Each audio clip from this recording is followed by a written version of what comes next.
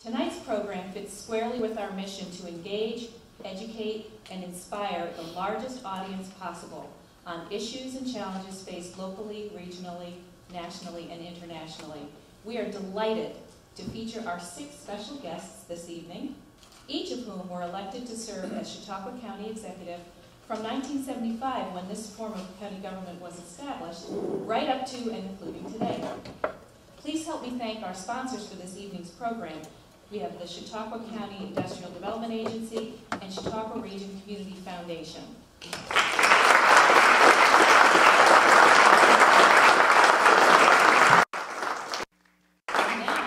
Now, I will turn the program over to Jackson Center co-founder and board member Greg Peterson to introduce our special guest and kick off our program. Greg.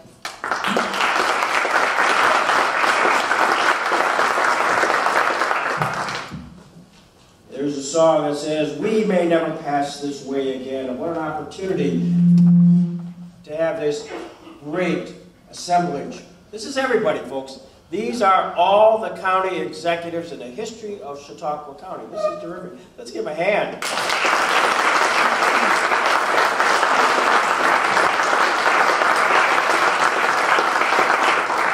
We'll be introducing them, as well as 2 of the outstanding acting county attorneys as well. So we're thrilled. First of all, anybody here in the audience who's not a Rossi? 2, 3, 4, 5. There's 5. You know, the nice thing about honoring Honorable Joseph Rossi in any event is we guarantee a crowd. That's always essential. So thank you. I also want to acknowledge a few folks who really have helped set the stage.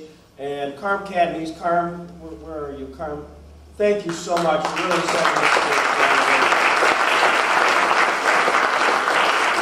And some of the background information, which I will hopefully project here in a few minutes, Michelle Henry. Michelle, thank you very much.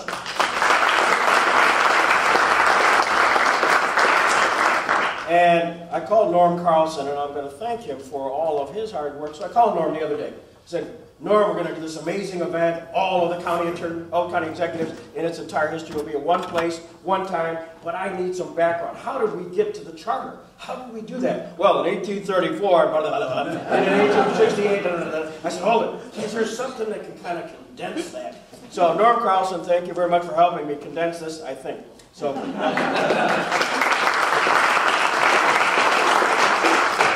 And I think it's important that we recognize the fact that our 2 sponsors are started about the same time. The County of Chautauqua Industrial Development Agency, which all of you worked with very closely, and many of you worked with one of our acting county executives, David.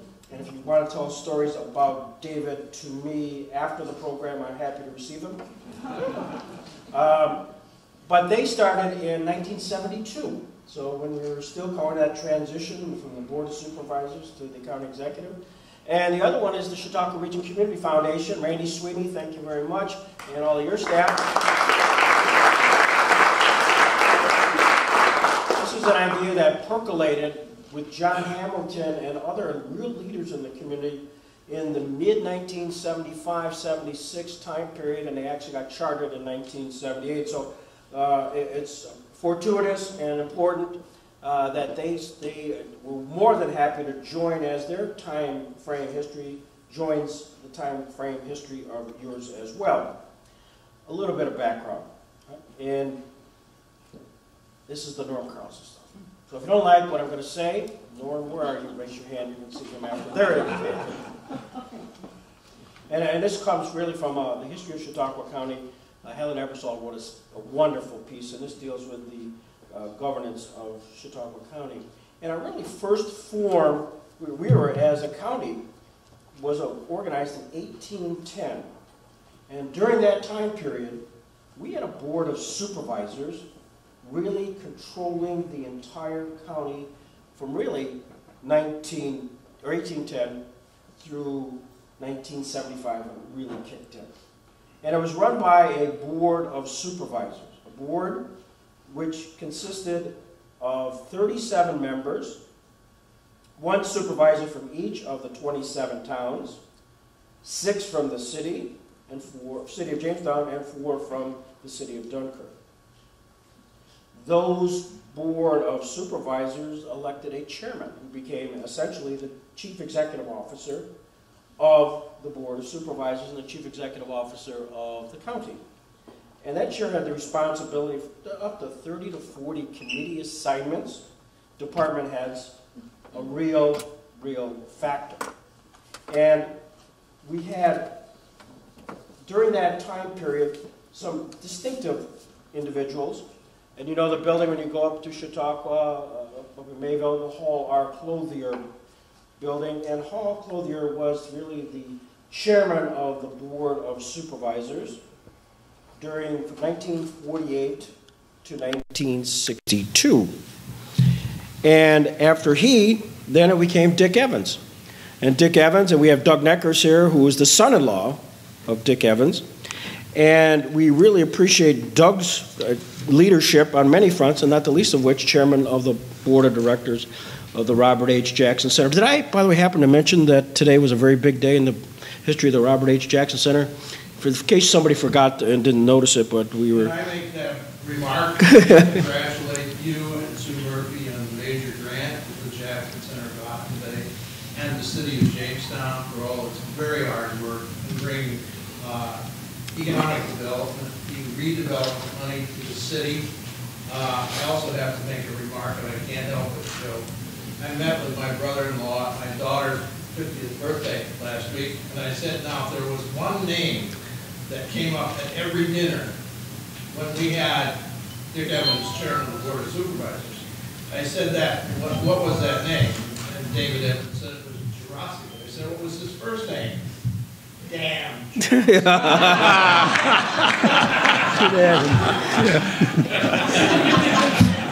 Franklin Roosevelt had that kind of reputation too. By the way, thank you for that notice. And we were one of the awardees of the DRI today, and we're thrilled by that. And I want to thank all of, by the way, everybody here at various points along the way of the Jackson Center. And this is personal. I just want to thank you because many folks made that opportunity possible. That's not why we're here today, but it's probably why I got the microphone. I can talk about it. And so Hall Clothier was then followed by Dick Evans, and issues during those time periods were like the sewer district, the state sales tax issues, I-86 bridge across the lake, and a variety of other issues which became those that were confronted by the Board of Supervisors headed by those chairmen. But during that time period, a quote which became very important is, "We believe that the basic organizational reason for operating inefficiency lies in the fact that the legislators are attempting to function collectively as operating managements, which they or any other collective group simply cannot do." Keep in mind, they elected board supervisors of the various townships and cities, and they in turn gathered together who elected among themselves the chairman. In 1960, as early as November 1960, there was some conversation as to whether there might be a better form of government. And in 1962, and this is our constitutional law, and for lawyers here, we can get a CLE credit right now, there was the case of Baker versus Carr, which talked about one man, one vote.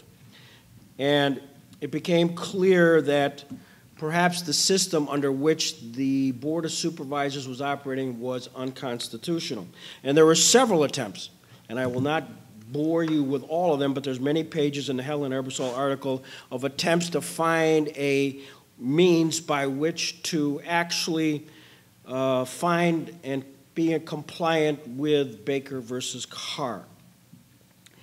And included, to push the ball along, one taxpayer by the name of Joseph Rossi from the town of Bustite, together with Dr. Glenn Ebersol, filed a suit against the Chautauqua County Board of Supervisors, the cities of Jamestown and Dunkirk, and the state of New York, as the current form of government was in violation of the Constitution. They cited, among other things, that Pomfret, with its population of 10,000, had the same voting power as Arkwright, having 700 residents. This lawsuit ultimately found way into the state Supreme Court, and Justice Charles, is it Gahan? Gahan heard it, and it really dragged on for 3 years, working its way into the early 70s. Finally, Justice Gahan mandated a reapportionment plan for a 25-member, 12-district legislature to be put into effect on January 1st, 1972. An election was held in November of 1971, which resulted in 15-10 Democratic majority in the county legislature for the first time in its history. At the legislature's organizational meeting, Giorgia Rossi, one of the co-plaintiffs in the suit to bring about these changes, was elected the chairman. Ironically, at that very moment in time, as soon as he was elevated to the chairmanship of the Board of Supervisors, remember he started this lawsuit as a plaintiff against the Board of Supervisors? So it doesn't happen every time you can get one guy named Giorgia Rossi who's both a plaintiff and a defendant at the same time. Fantastic move. Who won? He won and lost. I wasn't the judge at the time. A charter for Chautauqua County was presented for legislative study and approval in the summer of 1973. In November of 1973, the county charter was passed by a 70% vote in the cities and 60% of the vote in the towns. The new charter took effect on January 1st, 1975. In November of 1974, Giorgia Rossi, probably the prime mover and the most politically effective, this is Helen Ebersol saying this, mover and most politically effective factor in county government for 17 years, was elected the county's first executive. And therefore, we have the first county executive, then the second, third, fourth, fifth, and sixth. And the nice thing I must tell you right now is Vince Horgan, having chosen not to run, therefore will not be campaigning off of this platform today. So no need to take notes. Nobody more happy than Barbara at this point. So what I'd like to do at this moment in time is to sort of go down the row here. And I asked each of them if they could give a little autobiography of themselves, where they were born, when they were born, if they choose to say that. Joe's 90, in case you're curious. And kind of how it ultimately, they got elected. And then we're going to stop and go to the next one and the next one and the next one. So then we'll work our way through what happened during their time as county executive. So, Joe, if you could start, when and where were you born? I was born in Jamestown, New York, in the home of my grandmother and grandfather at 69 Westcott Street, Jamestown. And one of the first property cases that I handled as a lawyer years later was the sale and purchase of 69 Westcott. And Peter Johnson's here to say it's okay. Peter, weren't you the guy? Right. I attended Lakewood High School and graduated from Lakewood High School in absentia because I had joined the Navy at that time. And then I attended, when I got out of service, attended Denison University and ultimately Albany Law School. My interest in politics came when I was about 12 years old, and my father, who is an immigrant but an avid follower of government and politics, voted in every election once he was a citizen. And he gave me a book called The Boy's Book of Politics.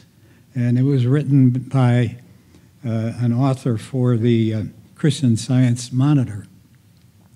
And the book was written for youngsters to interest them in government, interest them in politics. And I don't think my family, younger family, know this, but from then on, I prayed that I would be the first Italian-American president of the United States. I didn't make it. But I felt strongly about politics. I couldn't wait to get up to Mayville just to look the county seat over. When I was practicing law in Lakewood, I decided to run for a town supervisor and went house to house and was elected as town supervisor and served for a few years. You've already given the background relative to the lawsuit, but that was the revolution, really, that introduced me to become chairman of the legislature, and following that, as the first county executive. So that's a brief rundown. I did want to note that at the time of the 70s, which Bill Parment called the revolution, and Gordon Anderson, who was an outstanding legislator and chairman of the board at one time, also was present at the revolution. And the revolution was the decision that Greg alluded to, where the court had ruled that one person, one vote should apply. And in the town of Ellicott, for example, I think had 13,000 people, and their supervisor just had one vote. Town of Arkwright, one vote. Town of Bustye, where I was supervisor, one vote. So we did convert to the legislative system after the judge rendered his decision, and as a result, I not only was the plaintiff and the defendant in the lawsuit, but I also ended up running for town supervisor and county legislator at the same year and got elected to both offices. See, I had that passion for politics. But at the time, some of you remember, and I just want to take a few minutes to lay out the scenario of the county at that time and the reason I really wanted to get deeply involved, even more so. You remember at that time in the 70s that we didn't have a bridge across the lake, that we used to take the ferry back and forth or else have to go around. We had 45 open dumps, some of them burning. In Jamestown, the fumes from the fires in Jamestown were constant.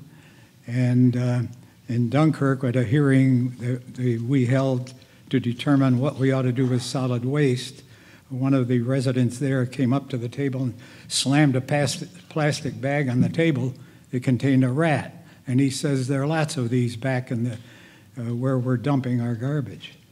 We didn't have an agriculture center for the 2,500 farms that we had. We had other significant problems, one of which was Chautauqua Lake. We had sewers that were actually emptying their effluent right into the lake itself, not only septic tanks, but sewers. And in Lakewood, where I lived, because the water drainage lines engaged the sewer line, whenever there was a heavy rain, the force of that water would come downhill to the beach and raise those heavy, heavy manhole covers, and the effluent would go right into the beach at Chautauqua of Lakewood. And so we started on an effort to create sewers around southern Chautauqua Lake.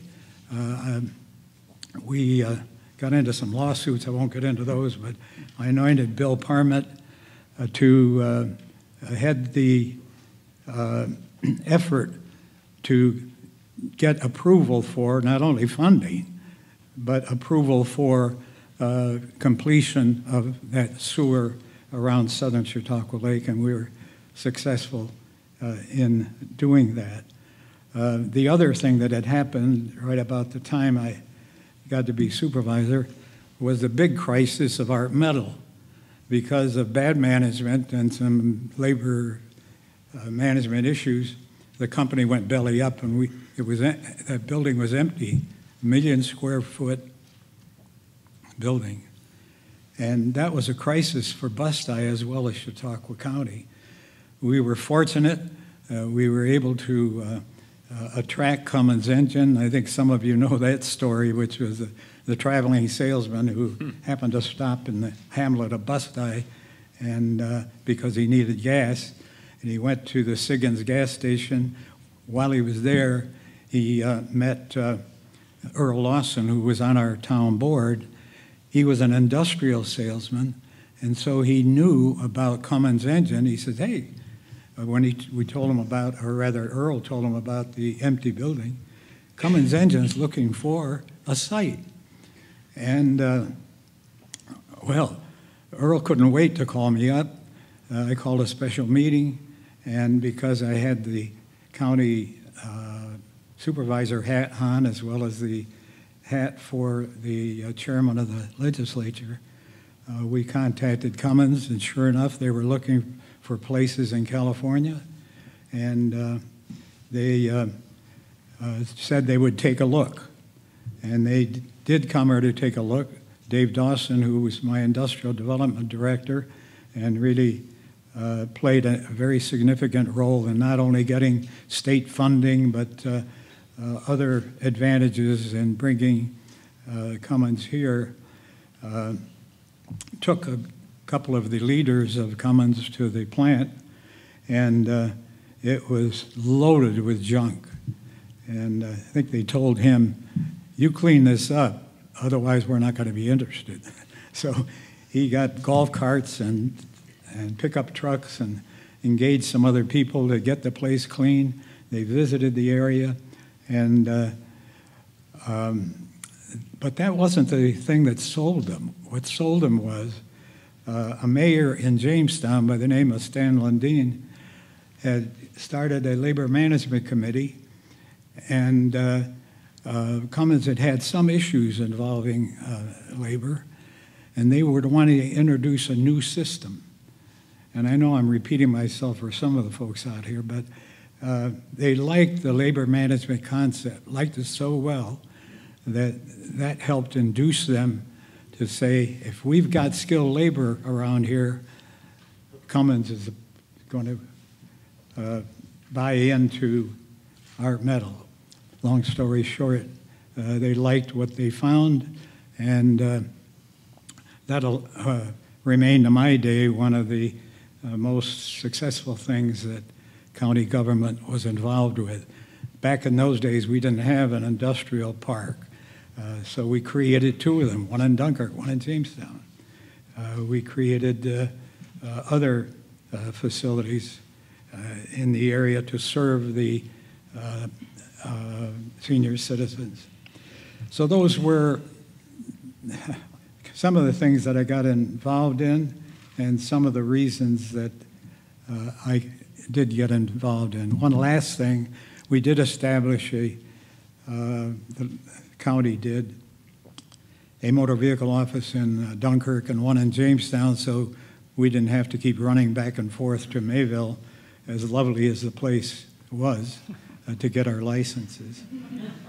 And we thank you for that. Jack, by the way, before Jack, you start, Stan Lundeen is here. Stan, thank you very much for everything.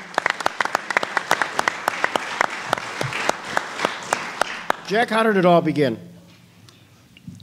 First of all, let me say this, Joe. You've always been a hard act to follow. You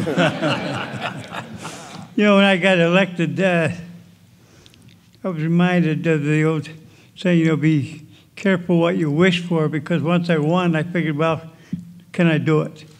And I'm not sure that I did, but I certainly tried. My parents moved to Fredonia while I was in the Army, and so I used the Korean GI Bill to go to Fredonia. And in fact, I got my first master's there. In fact, I really only pursued a doctorate because I wanted to go back there to teach. And if my real name wasn't Dr. Dummy, I'd have probably stayed there instead of getting into politics. But the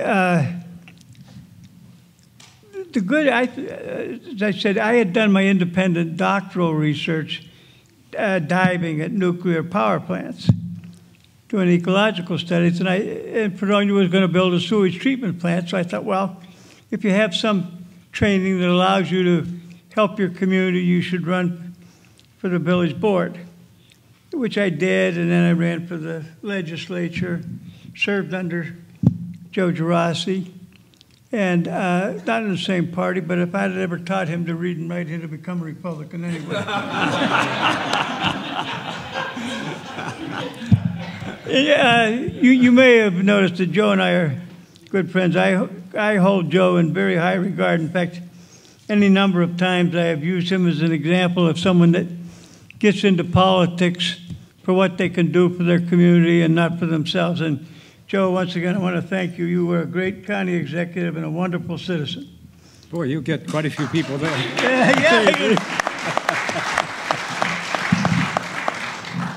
So anyway, it was, I got to be county executive, and, in reflecting back, one of the problems with the system is, I look at these people here, regardless of their party, whatever they did, it was not to make them, better for themselves, but to better their community. And it's a sad commentary in that if you win an election by 2 votes, all of a sudden you're a politician and your word becomes suspect. Lose by 2 votes, you're still an honest man. I had a woman once call me, and now I had been this woman's daughter's advisor for her master's degree at the college, shepherded her through. And she said, Jack, I want to ask you a question, but I doubt if you'll give me an honest answer. Well, I said, in that case, why are we talking? I hung up. Well, I've always tried to treat people with respect, and since that's my attitude, I figure I shouldn't put myself in a position of allowing someone to essentially call me a liar. One of the good things about being county executive is that you get to, with the help of the legislature, you get to impose your beliefs. One of the things I think about is that when they built the bridge under Joe's administration, when I was county executive, I got a call and they wanted to put lights on the end of the bridge. And at that time, this is 30-some years ago, they said, we'll put the lights up if the county will pay the bill. I said, no. And I said, don't contact the legislature because I got enough people that will support any veto. I said, that was $17,500 that year. I don't know what it is today. But I have a summer home within a half mile of that bridge, and I have never regretted the fact that we didn't put lights up there. It saved the county a great deal of money, and so that's one of the rewards of being county executive. You can look back on things that have saved money, like when I took us out of home health care, went to JVNA because they were good and they were doing it much cheaper. And so, as I look back, I'm glad that I ran for county executive. I wouldn't have won if it wasn't for my wife, Joan. She was vice president at the college, so she could set her own hours. So she'd go over to Jamestown about 1 o'clock in the afternoon and go door to door. And it got to the place that when we went to Jamestown somewhere, someone would say, hi, Mrs. Munzer, and wonder who the hell the fat guy with her was. So I want to thank my wife. I'm done. Thank you. Thanks, Jack.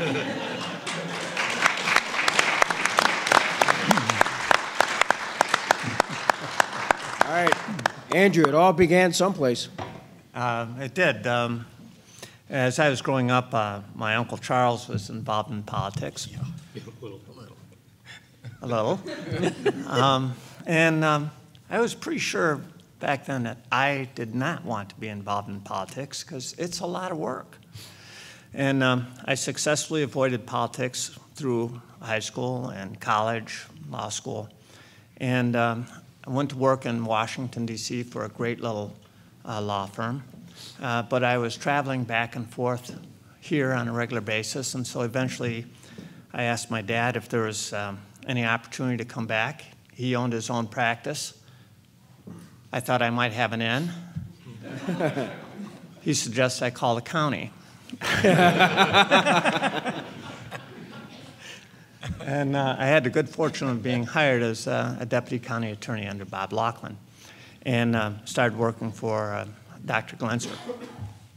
That was my first taste personally of being involved in politics, was in his reelection campaign.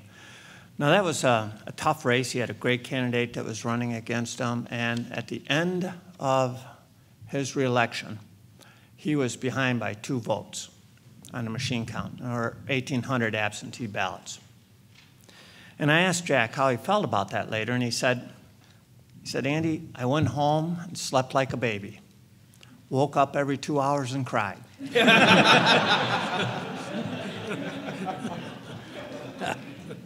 But he won quite solidly once the absentee ballots were counted.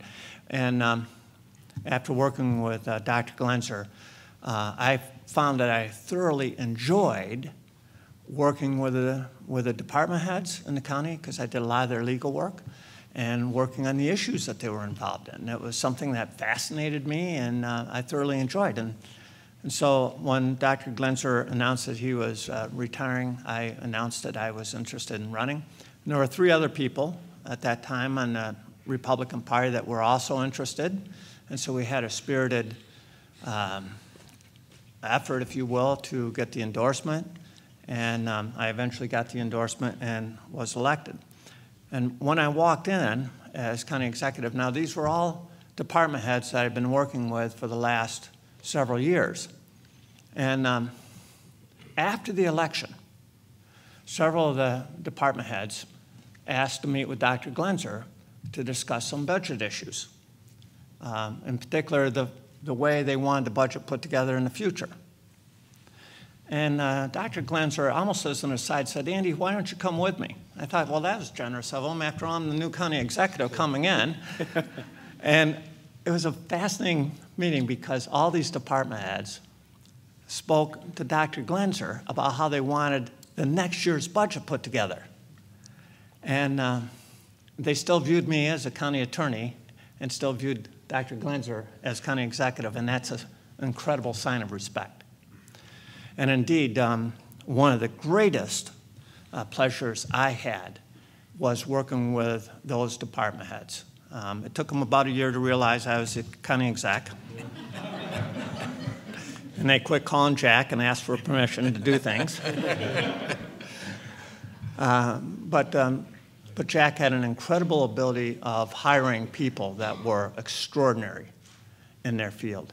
And I recall going to a New York State Association of Counties meeting after I'd been county executive a few years, and realizing that about half of my department heads were at the meeting.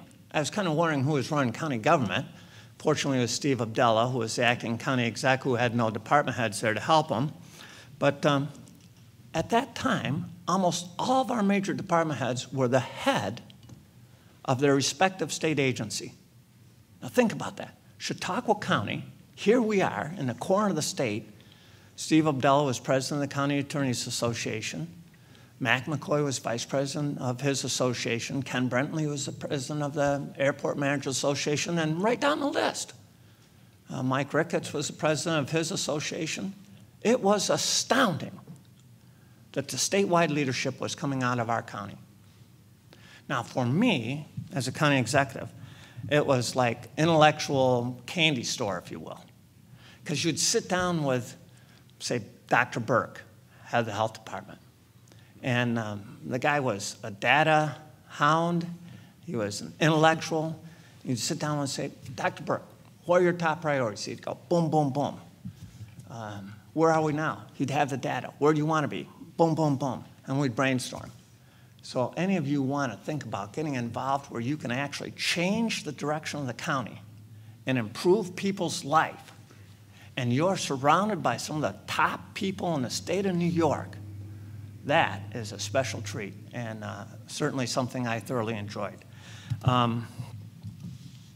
In terms of my initiatives, they broke down into a couple of areas. Okay, Andy, we're going to stop there. I want to get to initiatives a little bit later. And These in guys, about listen, another hour, we can talk about those. I love the guys. You know, if you remember what I said early on, just get yourself to being elected county executive. So far, I'm 0 for 3. So,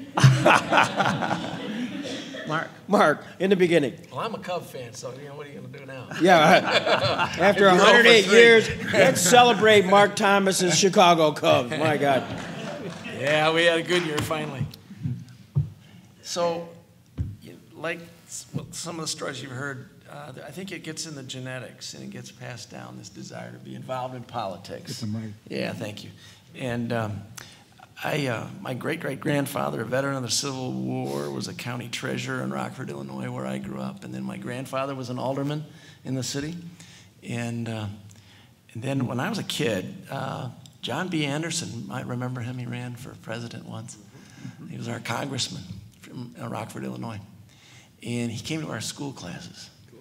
And I got to meet John B. Anderson as our congressman as a little kid. Left a big impression on a little kid. And I thought then, I could be in elected office. That was something I had an interest in. My parents are politically active. My dad was heavily involved in the local precinct committee in our city, in Rockford, Illinois, in Republican races. He was a huge supporter of Eisenhower and was involved in that campaign locally. And my mother was involved with through our church, through the civil rights movement and through Martin Luther King. My mother had the pleasure of growing up in a missionary family in India. And when she was a little girl, met Mahatma Gandhi. And when Martin Luther King started his Southern Christian Leadership Conference and based it on the principles of Gandhi, that was just a perfect fit for my mother. And so I had the political things that were going on, but also the social change, the social consciousness that was awakening in our country in the 60s and early 70s, very much in our household, very much at our dinner table and the conversations.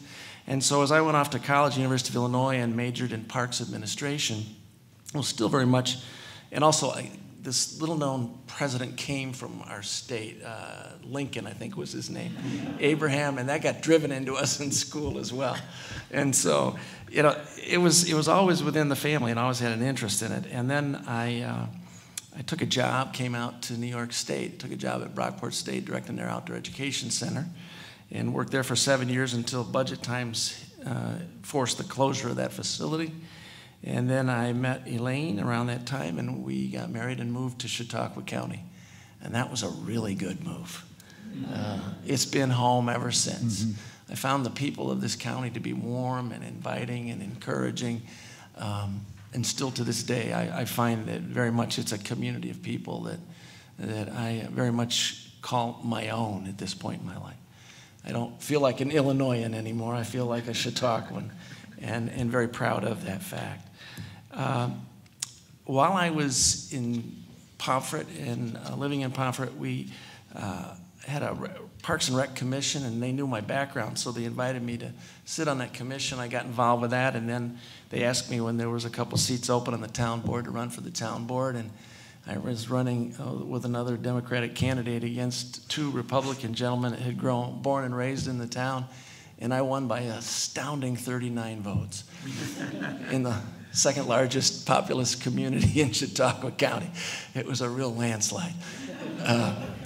So anyway, I got started then, and I got involved in the political arena through that town board experience, and 2 years later, our supervisor decided to run against Andy Goodell for county executive, and Andy taught him where the door was. And so I became town supervisor at that point. And I always had a problem with Pomfret. Yeah, Pomfret was an issue, I know. Yeah. So the time at Pomfret as supervisor, I was engaged with a series of initiatives that was called the Chadwick Bay Initiatives, where a group of the supervisors and the mayor of the city of Dunkirk, Mayor Fredonia, got together and started doing regional planning that transcended the boundaries of our little communities. And we looked for opportunities for economic development. We looked for ways to work together. And that got my interest peaked on a larger scale besides my own town that I was supervisor in. And we had some good initiatives with that. I had some incredible peers, Bob Altweiss, and then Mayor Worsley, Mayor Mancuso, and then following that, Mayor Pagano, Frankie Pagano. How could I forget? And so we had all kinds of activity going on there, and it was a really good experience. I think the thing that really awakened me to county government, however, was when I was invited by Dick Davies to sit on the County Charter Commission. And we were charged with delving into the structure of county government. After a number of years, there was a need to look in at the structure and what needed to be improved. And I had the pleasure of serving on that commission. Steve Abdallah was our attorney, because he was the county attorney, he was also the attorney for that commission. That was my first meeting of Steve, and his assistance in that process was huge as we really looked at the structure of county government. We made some recommended changes that were pretty sweeping in some arenas. And out of that, I also got to work very closely with Dale Robbins and with Dr. Dan Bratton from Chautauqua Institution, and learned a lot from both of those gentlemen about the ways of government here in the county and some of the history as well. So it was a combination of factors that came together there. And then so I decided to run for county executive at what would have been the conclusion of my term as a town supervisor. I was at a point where that little part-time job was cutting into my ability to earn a living. And I was doing consulting work and training work, and I was having to cancel because meetings were getting set up to do my job as an elected official, which were not so well coordinating with my private sector work as well. So it was a decision, either get it all in or get all out of political office. I decided to get all in, and the rest was history. So I'll honor your request and stop right there. Thank you. Greg, aside from being a stellar athletic career in Panama, what was next? If you have any talent at all, you can do most anything in a small school. That's a wonderful thing. My story isn't nearly as engaging or intriguing as the folks before me, but I'm quite certain before the night's over, you'll recognize there's a great deal of respect and admiration amongst us here. Part of it's the job, part of it's the legacy that you inherit when you are charged with that obligation.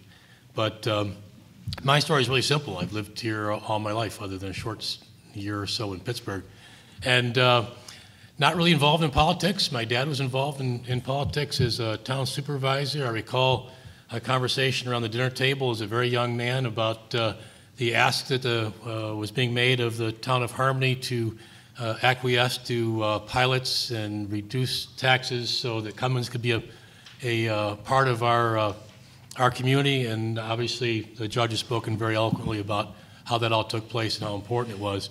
I went to Allegheny College after graduating from Panama. I wanted to be far enough away to be away at school, but close enough to get home.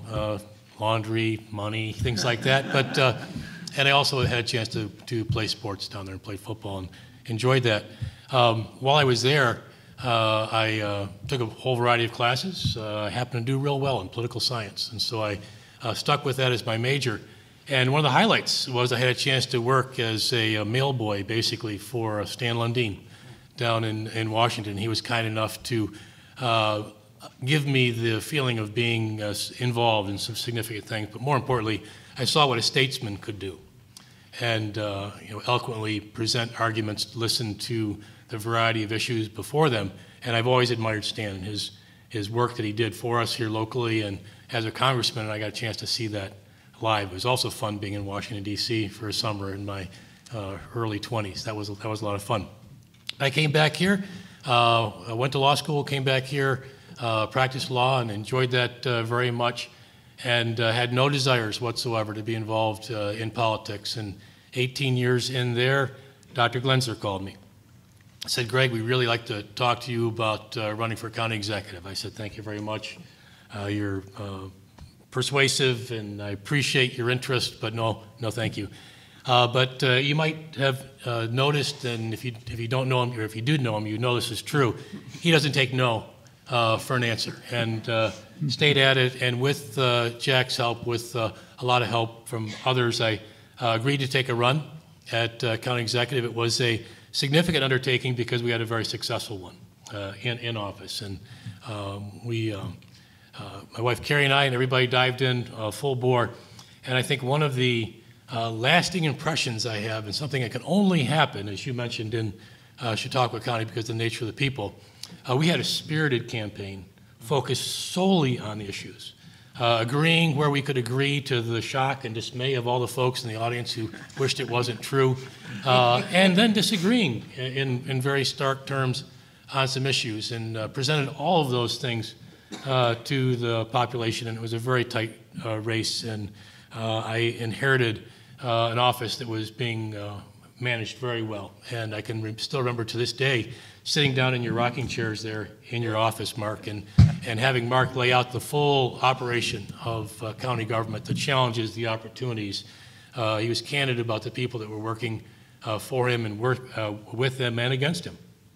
And I felt empowered when I started, not having a clue really, and no one does, I don't believe, when they start a role like this.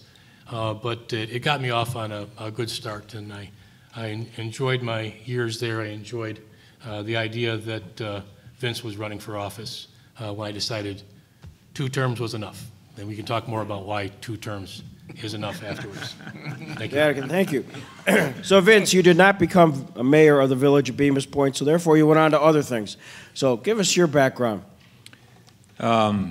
Actually, 1 term is enough.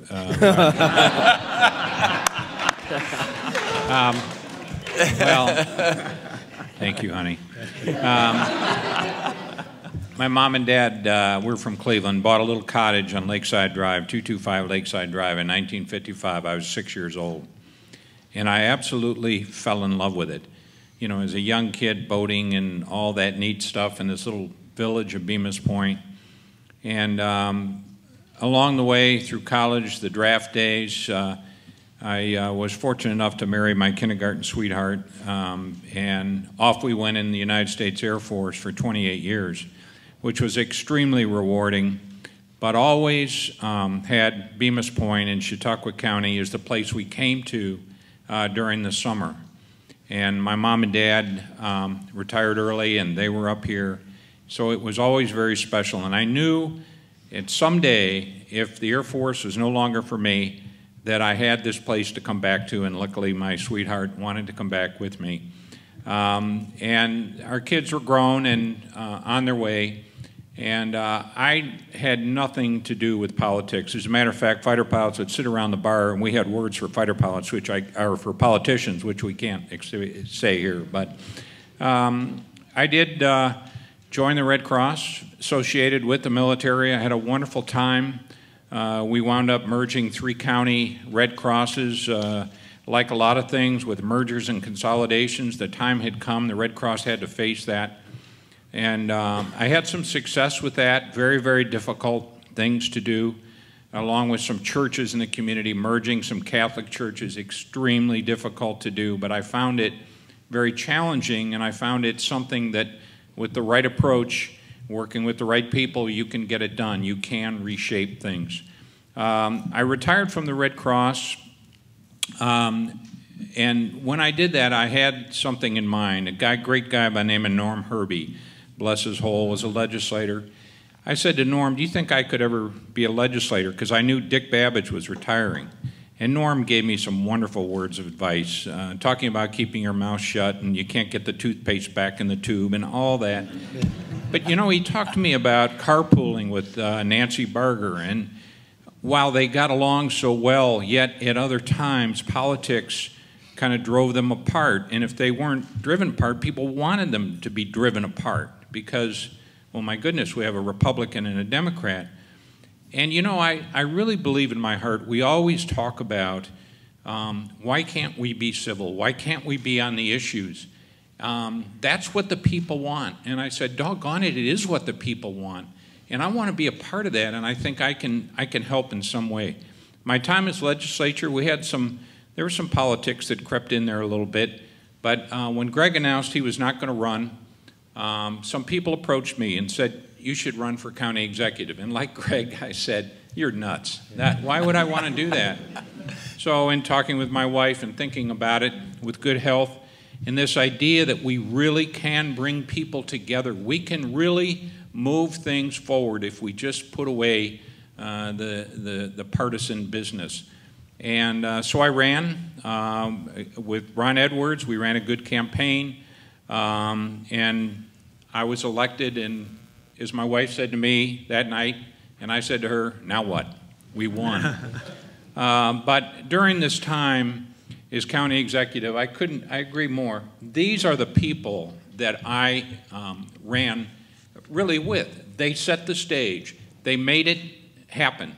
So I got to take it during my time to the next level. And we had some very challenging things, but I have tremendous support for every one of these people. And I'm blessed, absolutely blessed, to be able to do this.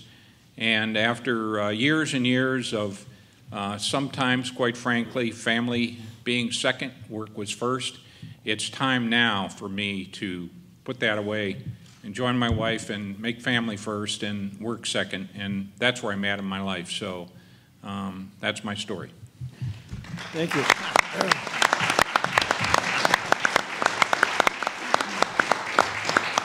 Giorgia Rossi, just for the record, was elected as county executive and served January 1st through 1975 through May 10th, 1983, when Governor Mario Cuomo appointed him to the cabinet post of Commissioner of Agriculture and Markets.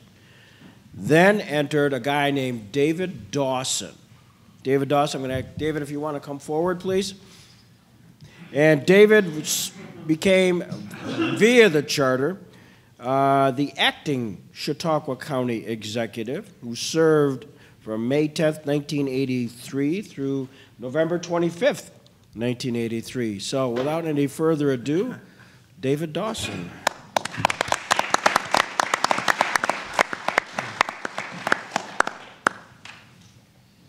One of my favorite stories about Joe was Cummins.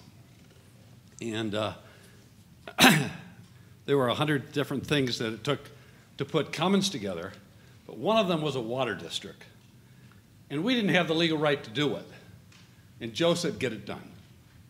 So we put a water district together with the city of Jamestown, the BPU, but Giorgia Rossi is the one who said, get it done. And we did. And then I worked with Jack, and Jack, excuse me, I didn't expect to be coming up here tonight, but that's all right. Jack, when I walked in the door and told you that Truck Light was going to leave because they were in a water district, or a flood zone. And I told Truck Light, what if the flood zone went away? And they said, well, you can't do that. And I talked to Jack, and I said, Jack, we're going to make it go away. And we're going to do it without any permits. And Jack said, well, when DEC shows up at my door, you're going to be here as well. Kind of like Giorgia Rossi says. We put a water district together for Cummins because we had to do it quickly without any permits. And Joe said, get it done. Jack said, don't let Truck Light leave Jamestown or leave Faulkner. Get it done. So we got it done. Then he called me up and he said, DEC's at my door. Come to my door because you're going to be here as well. Thank you very much. And then I worked with Andrew. Andrew was always a treat. In the best spirit of the word. What's that? Yes, yes. I remember he called me one day and he said, what do you think if we went over to Erie and went to the parking lots over there at the mall and wrote down license plate numbers of Chautauqua County residents that were over there without the benefit of sales tax? And I said, that's the dumbest idea I've ever heard in my life. You were right. And he said, He wasn't alone. and he said, I wish I'd called you first. So I didn't work with Mark or Greg or Vince, but I got in the office for a period of time because of Joe. And Joe's confidence in me, he said, none of the Democrats want you to be my deputy county executive. He said, they want your pledge that you won't run. And I said, no problem. They said, they also think you're too young. Not anymore, I'm not. And then Jack got elected, and I didn't know Jack. And so Jack came up at the end of November, beginning of December, and we talked, and I thought I served at the pleasure of. And Jack asked me to stay on and be his deputy. And so that became a special treat for me because we became great friends. Andrew and I had been friends. And working for Andrew, and I know Steve worked for Andrew as well, that's just a special treat, Andrew. You're a special guy as well. So you guys were fun to work for. I appreciate all 6 of you. I got to work a little bit with Vince. I got to work just in the last year with Greg. And Greg is a special guy as well. We put a project together this last year that I tried to get done, and it took Greg to get it done. So I enjoyed working with you guys.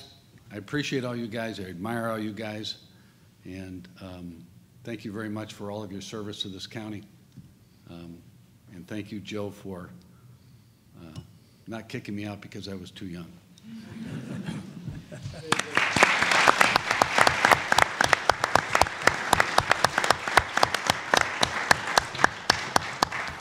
David, as you're aware, that he was the administrative director of the County of Chautauqua Industrial Development Agency for an extensive period of time, with a tremendous amount of growth, which coincided really with the beginning of the charter back in, he wasn't the first, but he was the second as the County of Chautauqua Industrial Development Agency administrative director. So to David, thank you very much. Appreciate it. Appreciate you coming tonight. Thank you. We also had another acting county executive, and he served from November 18, 2013 through December 31st, 2013, when a guy named Greg Edwards, I think he wanted to do something at a higher level, you know, kind of ran for, I think it was lieutenant governor or something like that, and enter Steve Abdallah. So Steve, you want to come up and share a vignette or two? Steve has been variously the county attorney just about for everybody at all times. Yeah.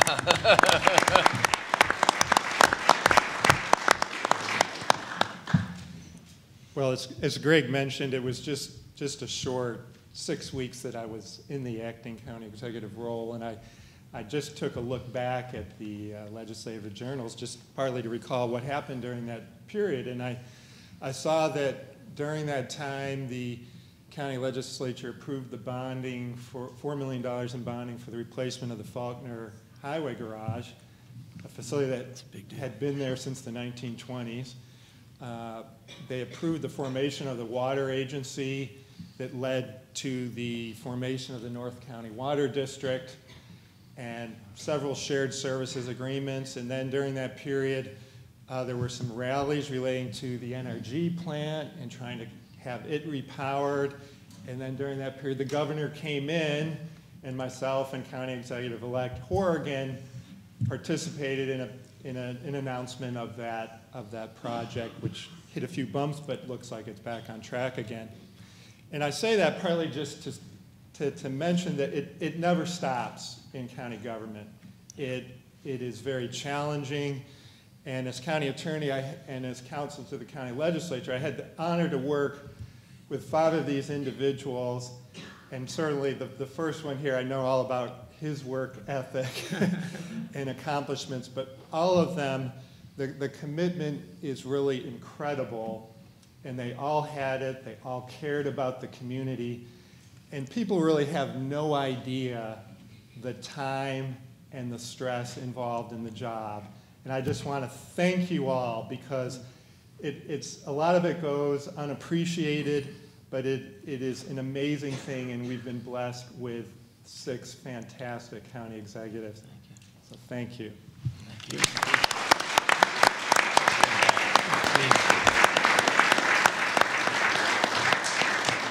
Well, Steve is going to bring me to tears. This is like kumbayas, you know, that's the greatest thing. Let's go back down the list. And Joe, what was your biggest obstacle? What was during your time as county executive, what was the speed bump that you knew that was the most difficult to get over? Well, it was fighting for the sewer. My poor wife would get these nasty calls from people who were opposed to the sewer. They didn't want to pay additional money to get rid of their sewage. They were spurred on by folks that really should have known better.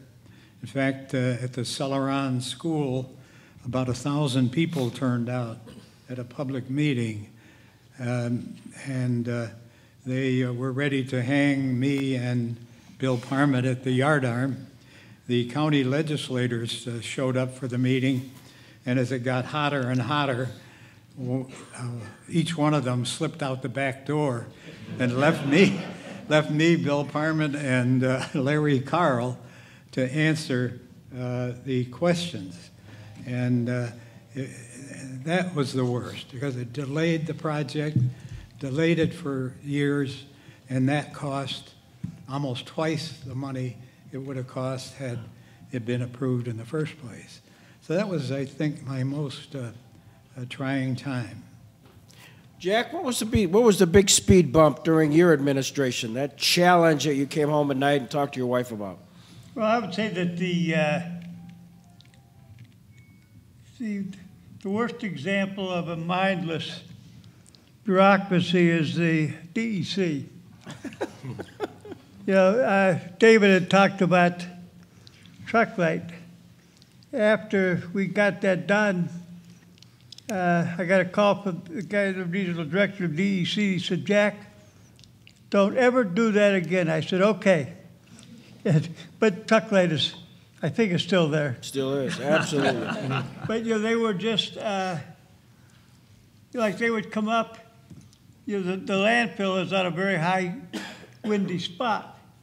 It would seem that without fail, they would show up after the first thaw, and they would cite us for blowing papers because we hadn't had a chance to do it. And I know that one time, because they were always threatening to close us. And so I said, John, this was John Spagnola, I said, I am calling next Friday a meeting of every mayor and every town supervisor and telling them that in 2 weeks, we will no longer have a county dump. He said, oh, wait a minute, Jack. He says, that dump has a future. So, you know, after all this threatening to close this, when I said, okay, we're going to close, all of a sudden he was on my side to keep it open. And one more example. You go through every year, the county builds a new garbage cell, and you have impervious liners and so the step is first you get an engineering plan approved so you can construct, and then once you get it constructed, you get a permit to operate. And part of the planning is that you have to submit what the final profile is going to look like. So George Riedesel called me and he said, Jack, he said, I don't know what to do. He said, they have lost our permit to operate.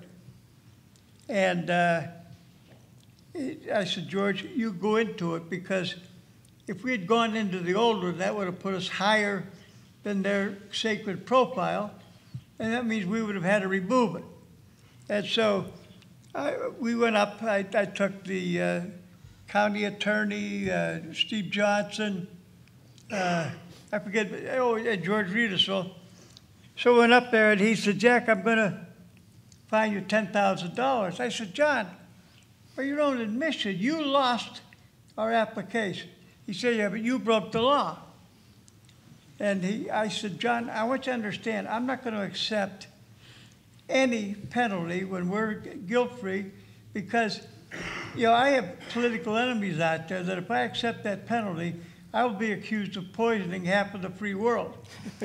So we had to go out, and it was so demeaning. We stood in the hall like some errant high school boys. You know, it was some pretty sophisticated, you know, George Riedesel and Bob Loughlin, Steve Johnson. Were you there? No, I was safely back home. Oh. So we went back in, and so John says, Jack, I'll tell you what I'll do. If you'll do some project up there that costs at least $2,500 that you hadn't planned on doing this year, we'll forget it.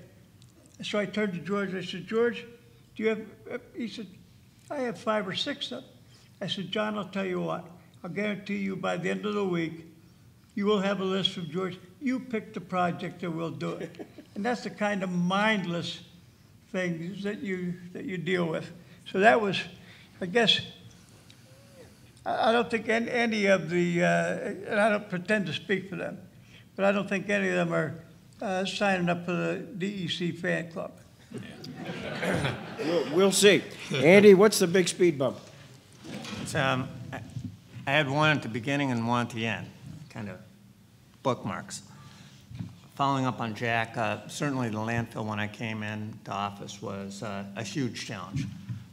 We had switched from supporting it on a tax base to a user fee system, which is an entirely new system for us. In the first year, the landfill lost $1 million. That was at a time when our entire tax levy was only $32 million. So that's a big deal. Second year, we broke even. Third year, we made $1 million. But it took an incredible amount of work, particularly with the guys at the landfill, Dick Sturgis, during that process. And as Dr. Glenser had mentioned, the landfill standards on the liners were doubling every year, but they didn't amend the regs because they were doubling the standards faster than they could go through the administrative process to amend the regs. And so as fast as we came up with designs, they were outdated. And you're running against the clock because you have to have the designs approved before you can begin construction, and the old cell's filling up, and you've got to get into the new cell, and that is incredibly stressful. So that was a real challenge. Just to add a little bit of a whipped cream onto that dessert, in order to become financially successful, we took a limited amount of out-of-county garbage because we charged a substantial premium. So by charging extra for the people that came from outside the county, we kept the in-county rates much lower.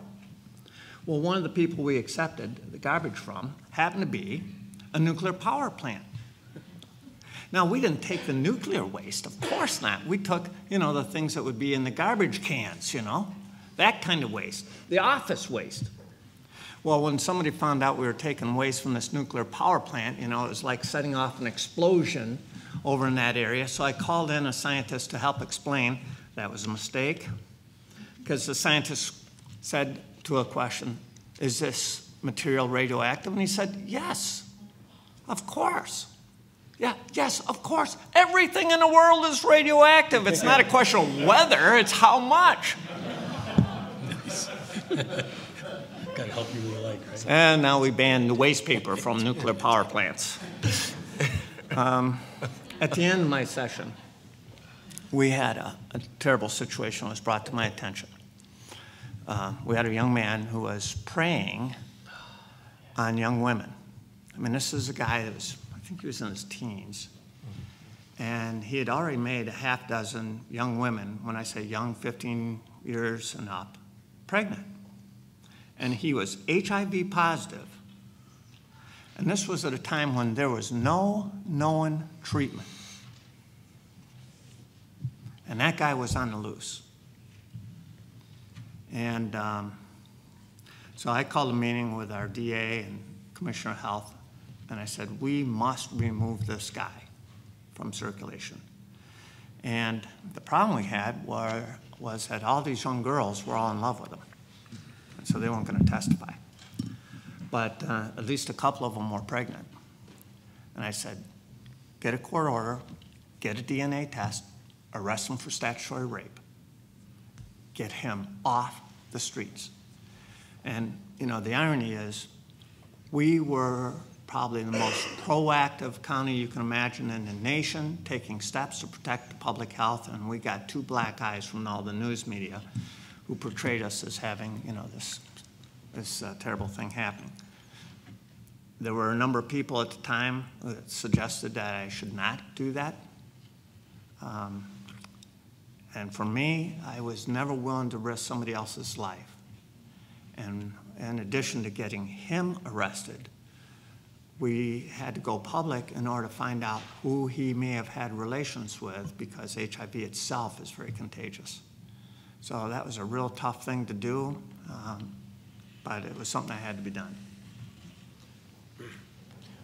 Mark, what was your speed bump? Medicaid. We had serial years of double-digit Medicaid growth, which were absolutely choking county government statewide. Ours was in the midst of that. And New York State, most people don't realize, is the only state in the nation that at the time was passing on 25% of the Medicaid bill to the counties to cover, either by the sales tax collection or by their property tax collection. And so that put us in a dynamic where we didn't control the program, the state of New York did, and we just got handed a bill, and we had to pay that bill.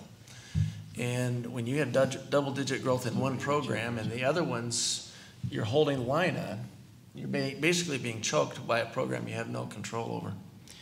It was a horrific time, and as much as I was engaged with the State Association of Counties, we weren't getting anywhere. We were getting one-house bills through the state legislature. You'd go to the state senate, and the state senate, sure, we'll jump in and we'll support you. And then the assembly wouldn't come in for us. And so we were battling this thing back and forth for a number of years. And then one of the things that happened was we finally were able to get the Child Health Plus program, which was funded just like Medicaid, shifted completely to the state to pay for the non-federal share. So we got that off of the burden of the local tax base. And that was a win. And then the next year was Governor Pataki's last year, and I was part of a group of bipartisan group of county execs that got together in Albany one Columbus night evening in a restaurant and said, our strategies aren't working. And this governor's going into his last year. We knew by then he was on his way to retiring from governorship. And we said, we've got to deal with him, not with the legislature. At the State Association of Counties, it was always deal with the legislature. So we asked for time with Governor Pataki, and we sat down with him, and we negotiated hard. And we got a cap on Medicaid in his budget. And then the deal that we struck with him was all of the county executives, Republican, Democrat, committed to going out statewide and doing media events in every legislative district in the state of New York, and then requiring the legislature's members, Republican or Democrat, to sign a pledge that they were not going to come home without a cap on Medicaid. And so we were out on the road doing that program all over the state, hitting media. And as soon as we went into their legislative districts and that hit the fan, that they were responsible for all of the taxation increases, they were just signing on in droves against their leadership in both houses of the state legislature. And we came across with a cap on Medicaid that year, thanks primarily to Governor Pataki's willingness to take that on, but also a lot of hard work by Republican and Democratic county execs statewide that went to every media market and hammered the state legislature until they came home with a cap for us that year. So that was the biggest obstacle and solutions we found to deal with it. Greg? I had the distinct pleasure of serving county executive during the worst economic disaster since the Great Depression. And that encompassed a great deal of my second term primarily. But I also kind of went back and looked because how quickly memory fades and how you look to the future, and that's my theme, obviously. But anybody who knows me knows that I'm at, I don't know if I call it at my best, but I'm enjoying myself the most when I'm helping people in trying to deliver solutions to difficult problems.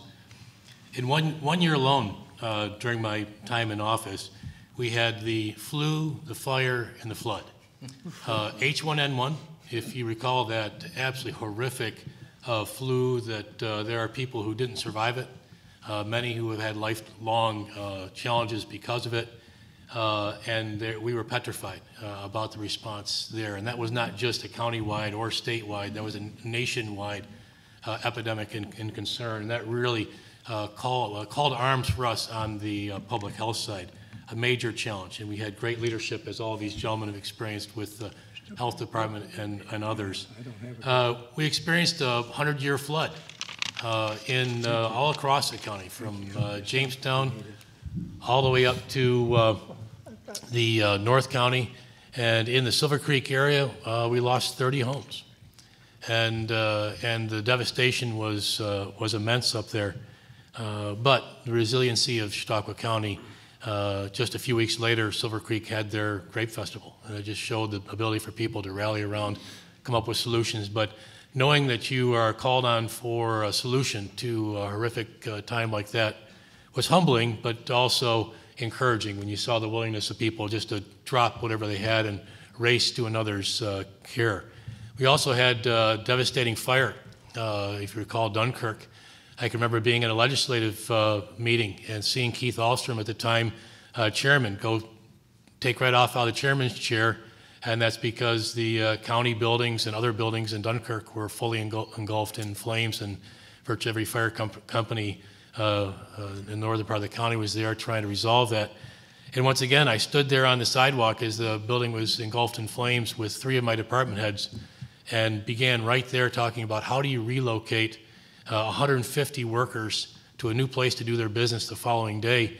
And to a person, they immediately started rallying their resources, and in 24 hours we had those 150 people back at a job site doing what they did.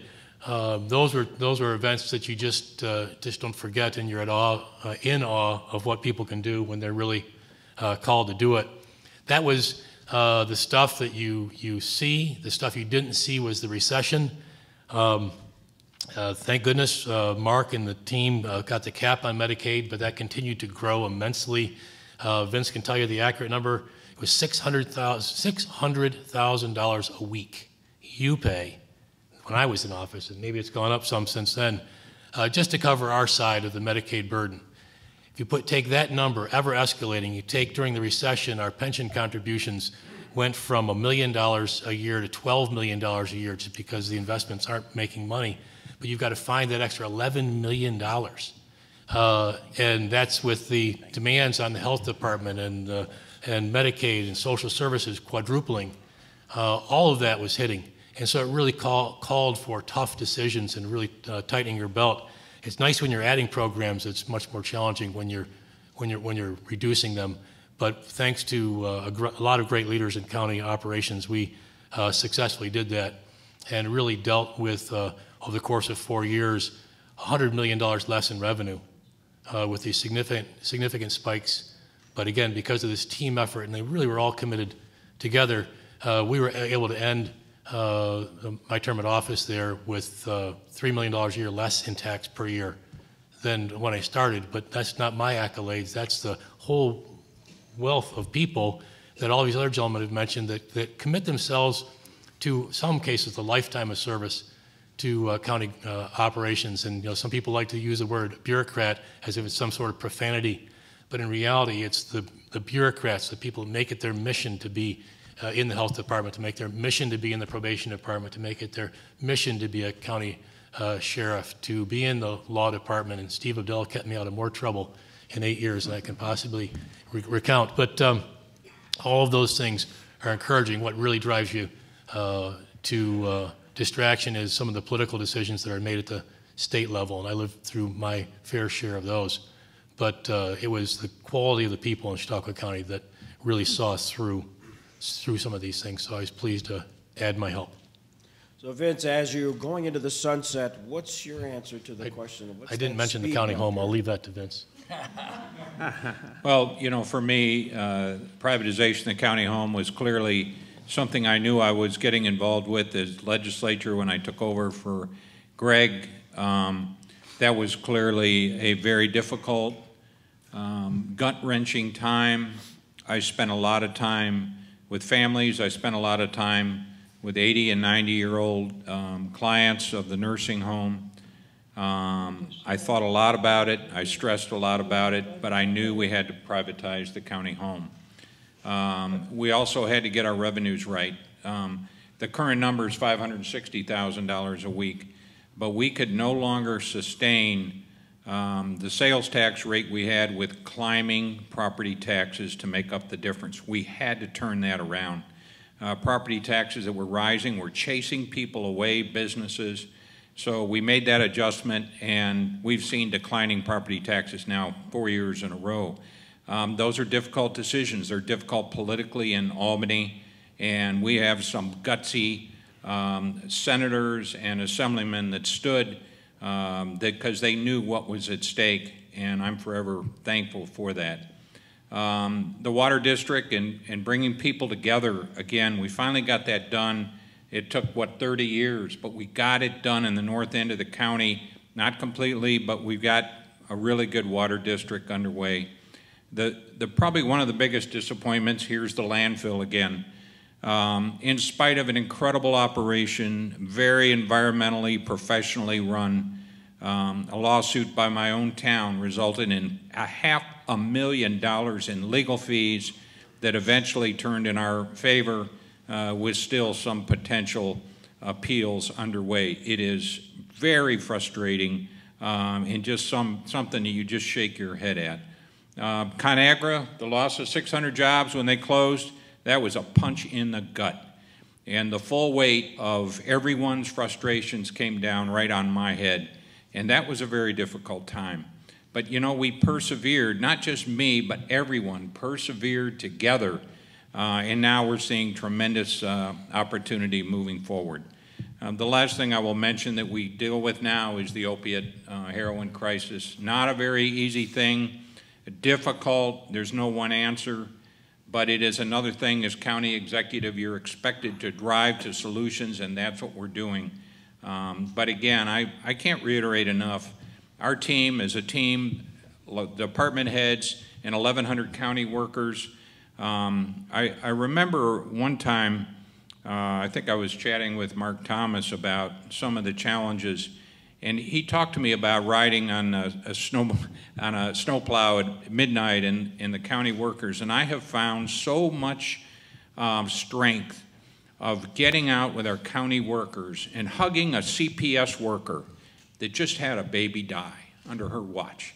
These are huge challenges. And our people in county government do incredible work, and they often don't get the praise. But it's that team you're a part of, and this team here that says, you know what, it's worth it. It's all worth it. So there are challenges, but that's why you're the county executive. The hard things come to your desk. In the little bottle on my desk, it says answers. And the two previous county executives put some information in there, no leaks, I'm not going to tell you what it is. But whoever succeeds me will get a message from mine. And it's just a neat little thing that we pass on one to another. Thank you. You just took my next question. We have both county executive candidates in the audience. And Mike Ferguson and George Barillo, thank you for coming tonight.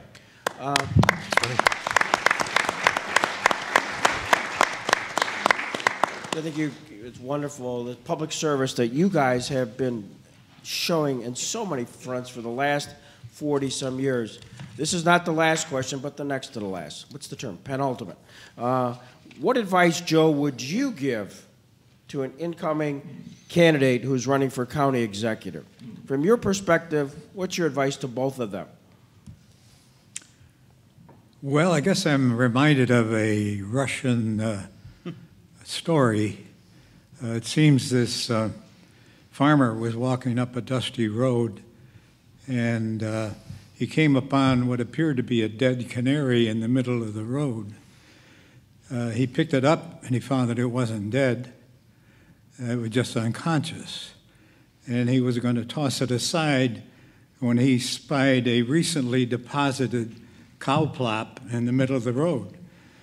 And it was steaming, so he put the canary in the middle of the cow's dropping and went on his way. Well, the heat from the plop warmed up and revived the canary, and the canary began to sing. Well, a fox, hearing the canary sing, pounced on it and gobbled it up. Now, there's a moral to the story, and that is whoever puts you in it is not necessarily your enemy. Whoever pulls you out of it is not necessarily your friend. But when you're in the middle of it, don't sing.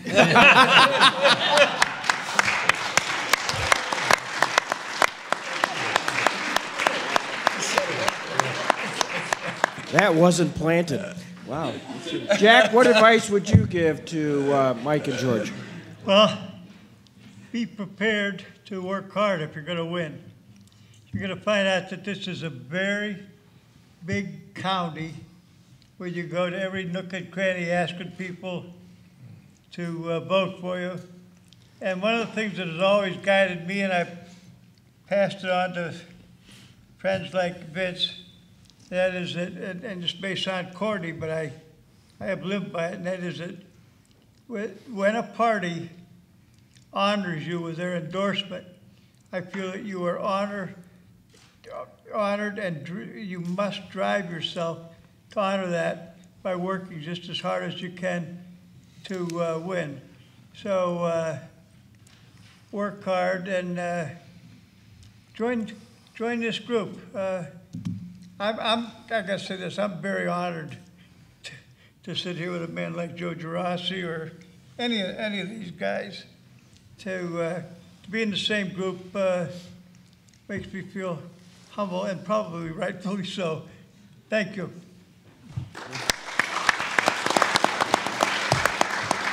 Andy, your sage advice? After you win, Jack talked about how hard you have to campaign, but after you win, do your best to hire people that are smarter than you are in their area of expertise.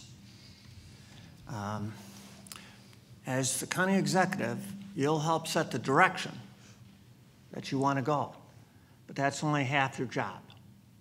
Your other half is to work for your department heads to enable them to accomplish those goals.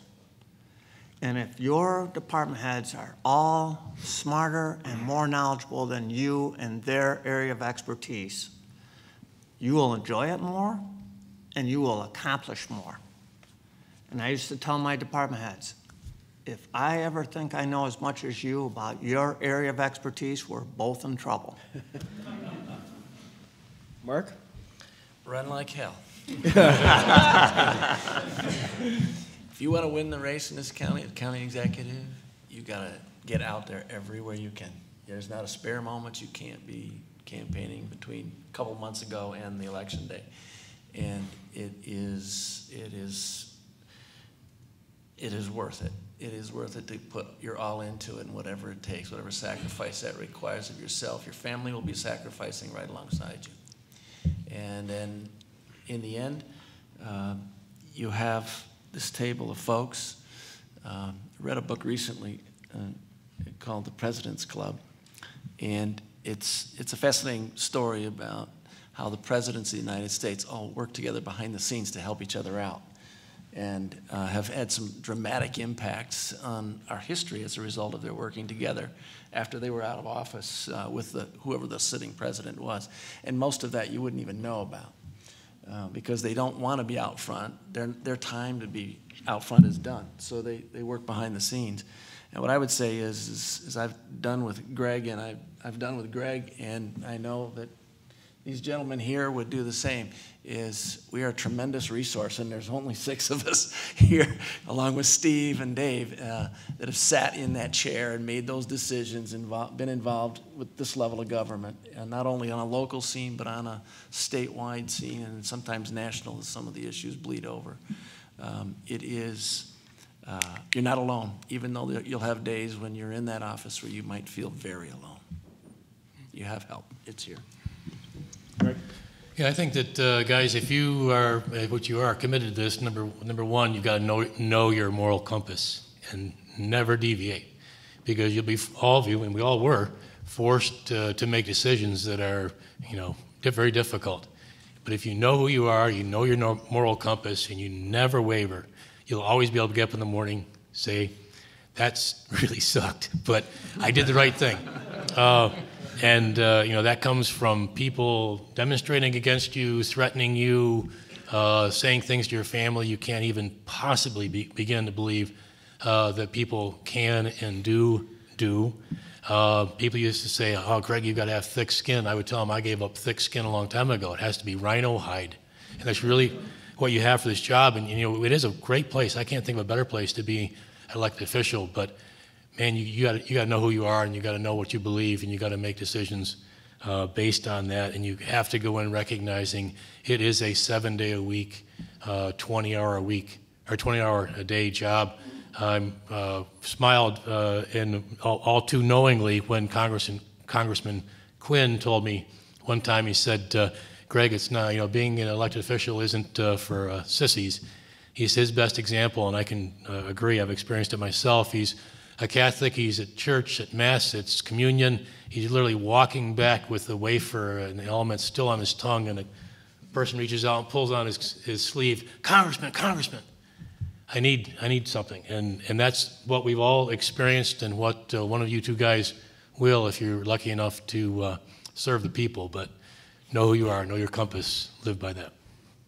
Vince? Great words all the way, and I guess I often look back to some military leaders. I remember George Patton. Americans love a winner, and they can't stand a loser. And I would say that as you shape your campaigns, and then as you lead with optimism, lead with positive energy, because that's what the county needs, and that's what the people want. They don't want to hear, this is bad, that's bad, this won't work, that wasn't work. Be part of the solution, don't be part of the problem. And I have gotten tremendous joy and enthusiasm by a positive approach to this great county. There are so many wonderful leaders, people trying to make a difference, and we have such an incredible history. I would not want to live anywhere else in the world than right here in Chautauqua County. Thanks. Thank you.